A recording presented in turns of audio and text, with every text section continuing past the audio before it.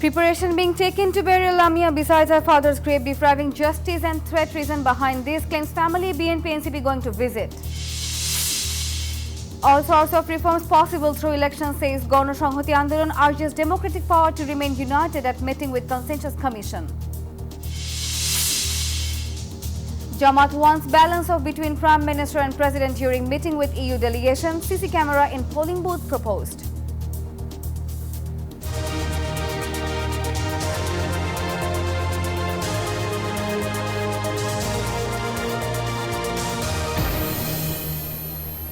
Hello and welcome to the NEWS24 English Bulletin. This is Nafisa. Those were the headlines. Now the details. Deep sorrow grips the village as Lamia, daughter of July movement martyr Jashimuddin, is laid to rest beside her father. BNP senior leader Ruhul Kabir Rizvi and Snigdha, brother of July martyr Mugdho, visited the family to express condolences. Local residents demand justice for the perpetrators involved in Lamia's death.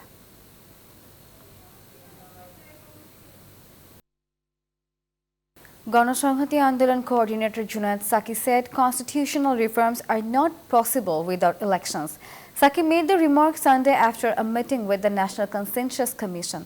The party stressed that major reforms must have a public mandate. Gauna Sanghati agreed with 138 of the Commission's 166 recommendations. Saki emphasized the need for a democratic system and accountability, while Professor Ali Riaz urged to continue unity against fascism. Jamaat Islami has conveyed to the European Union its desire for a constitutional balance between the powers of the Prime Minister and the President. This was communicated during a courtesy meeting between EU Ambassador Michael Miller and Jamaat Amir Dr. Shafiqur Rahman at the party's central office. Jamaat's Naibe Amir Dr. Said Abdullah Muhammad Tahir stated that the EU inquired about the party's stance on women's rights. He affirmed Jamaat's support for women's participation in politics but criticized proposals to license sex workers, calling them degrading to women's dignity. Additionally, Jamaat requested EU assistance in deploying observers and installing CCTV at polling stations for upcoming elections.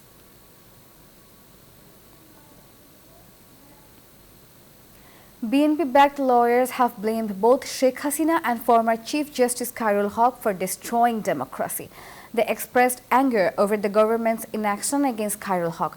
At a briefing on Sunday at the Supreme Court Bar Association, Forum Secretary General Barrister Kaisar Kamal spoke strongly.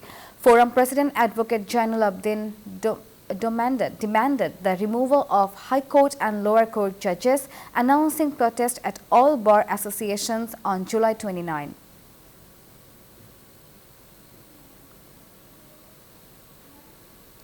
The government has submitted a preliminary report to the High Court on the embezzlement of at least 20,000 crore taka over Malaysia job scams. It blames recruiting agencies for 17,777 workers failing to migrate. However, the report lacked full details. The court ordered the Ministry of Expatriates Welfare to submit a complete report by August 27. Around 30,000 workers faced outbreak after failing to get tickets despite having visas.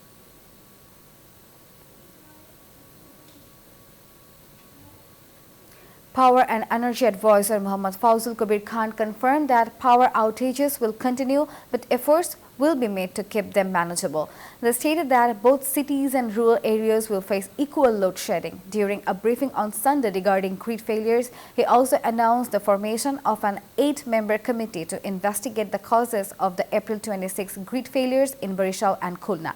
The committee will examine who is responsible. Rajuk has demolished unauthorized and unapproved structures in Uttarakhand's Madarbari area of Dhaka. An executive magistrate said the drive is part of efforts to clear over 3,000 illegal structures across the city. Due to political changes, evictions now face less political resistance. Building owners admitted to constructing without approval. Rajuk stated that notices were issued earlier but ignored, prompting the action. The eviction drive will continue across the capital.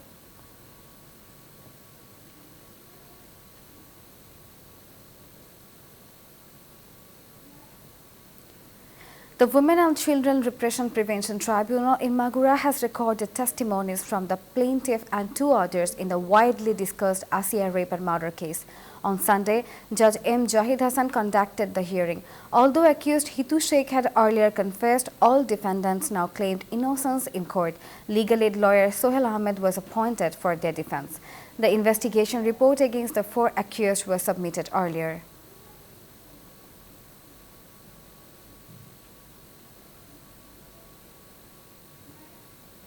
The International Institute for Democracy and Electoral Assistance (IDEA) has emphasized the need for an inclusive, free, fair and neutral national election in Bangladesh.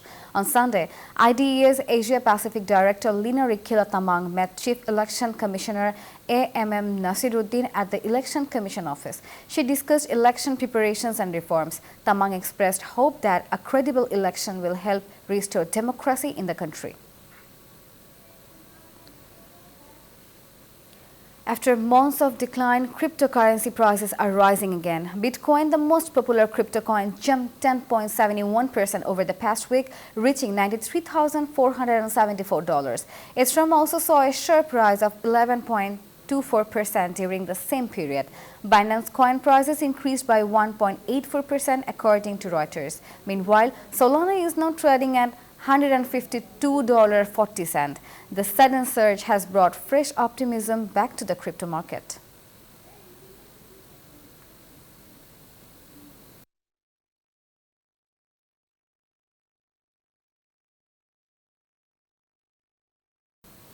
For the third consecutive day, India and Pakistan troops exchanged fire along the line of control LOC following the Pahalgam attack.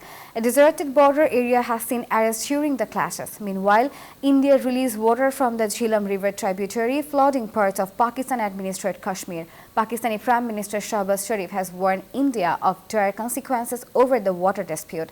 Tensions also rise internationally with protests from neighboring countries.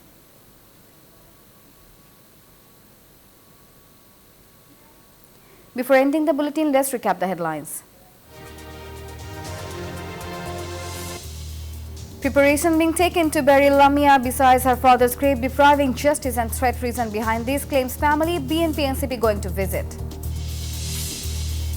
All sorts of reforms possible through elections, says Ganashanghati Andolan, urges democratic powers to remain united at meeting with Consensus Commission.